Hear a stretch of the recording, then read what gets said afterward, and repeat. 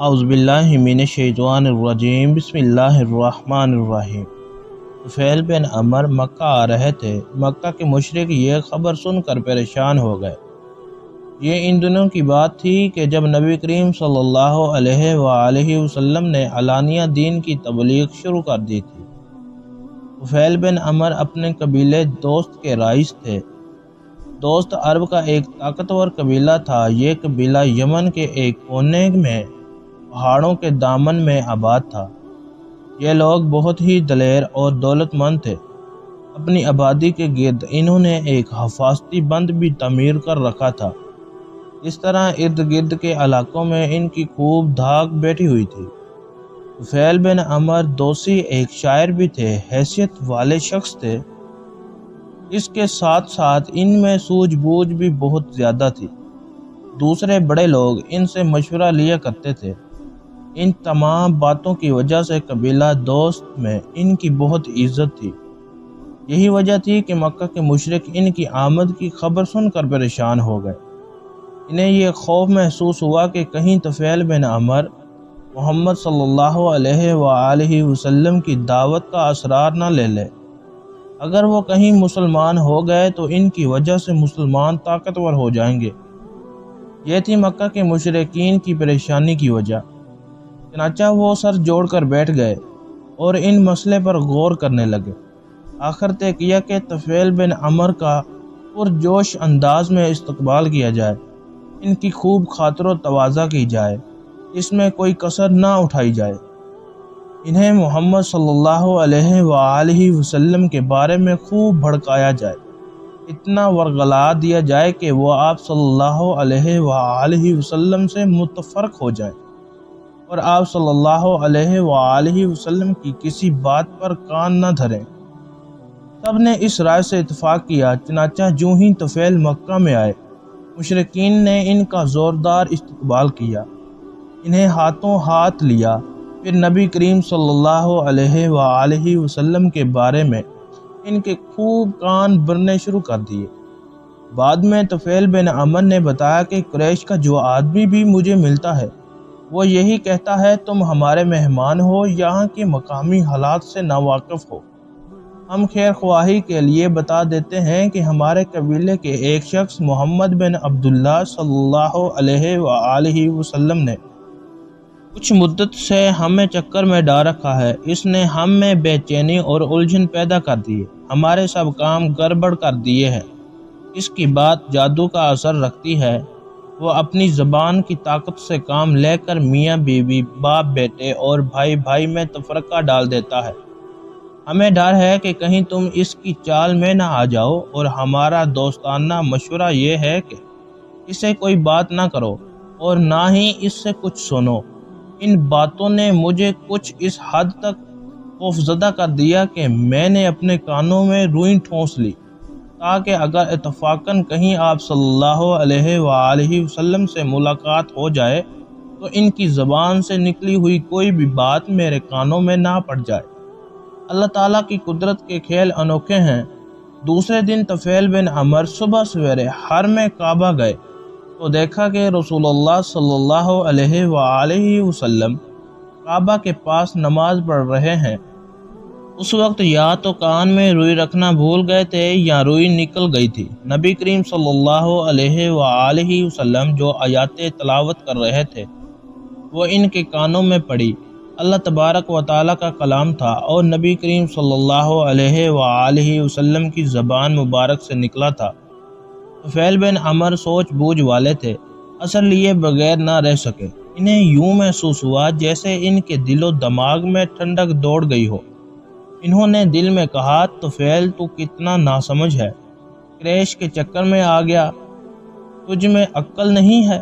اللہ تبارک و تعالیٰ نے تجھے شعر و شاعری کی صلاحیت عطا کی، تو خود دوسروں کے کلام کی خوبی یا عیب کو پرکھ سکتا ہے، پھر کیا مشکل اور الجھن ہے کہ تو خود فیصلہ نہ کر سکے؟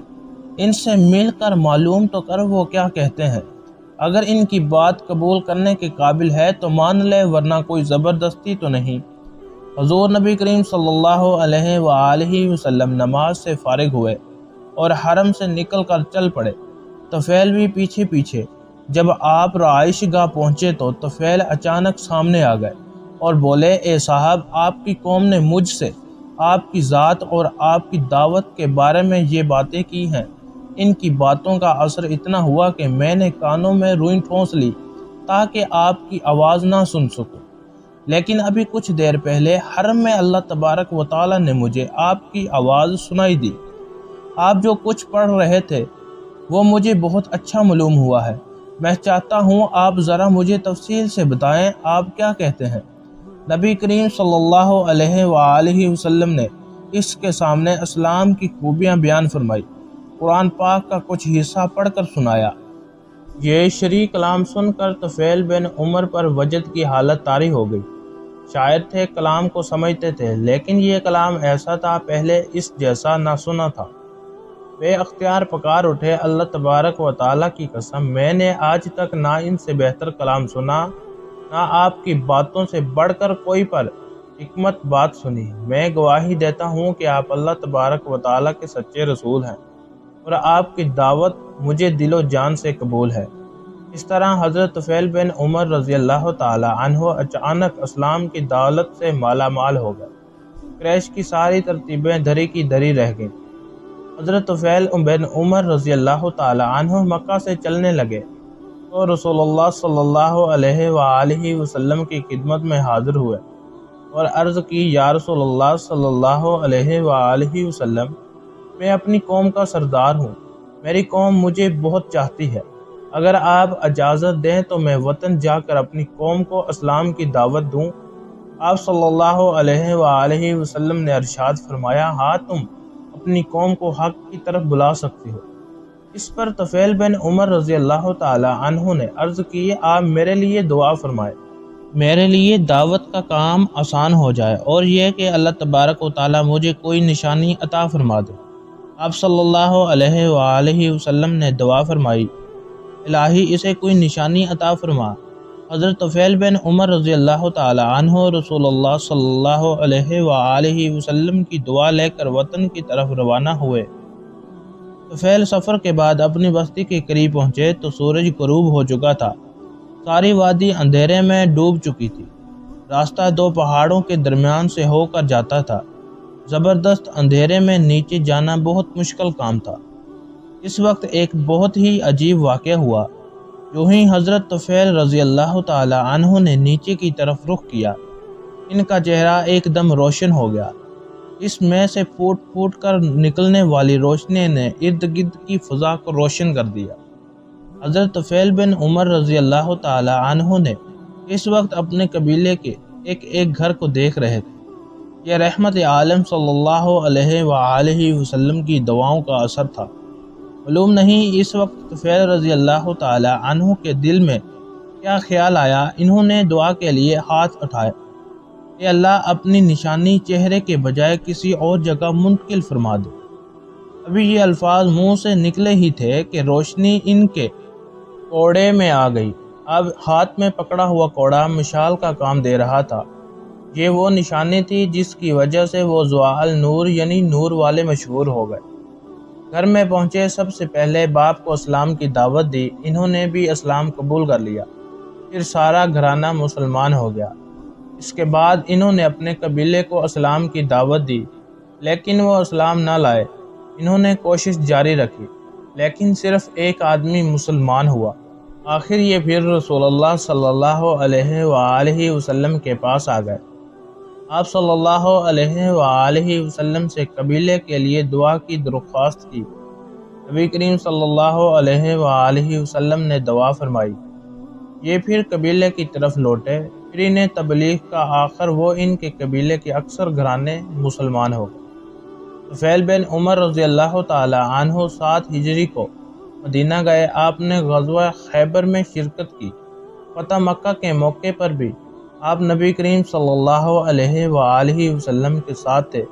فتح مکہ کے بعد طفیل بن عمر رضی اللہ تعالی عنہ نے نبی کریم صلی اللہ علیہ وآلہ وسلم سے عرض کیا، یا رسول اللہ، میرے قبیلے کے کچھ لوگ ابھی تک مسلمان نہیں ہوئے۔ وہاں ایک بت خانہ ہے، وہ ان میں بتوں کی عبادت کرتے ہیں۔ اگر آپ اجازت دیں تو میں ان بتوں کو گرا دوں۔